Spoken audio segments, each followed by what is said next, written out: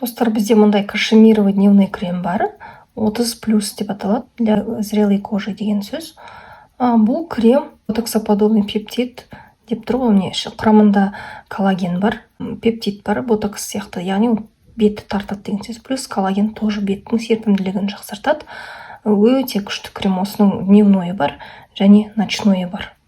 Осындайға тапсырыс берсеңіздер болады. Прям өзім байқап жүрмін, дневнойында, ночнойында қолданып, прям беттің терісі, контуры прям четче байқалады, прям бет тартылған.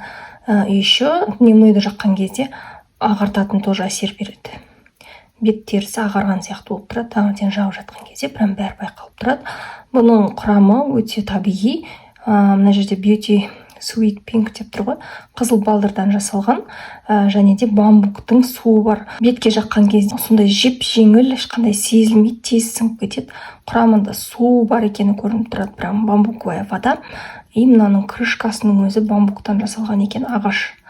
Яғни бұл табиғи, өте жақсы.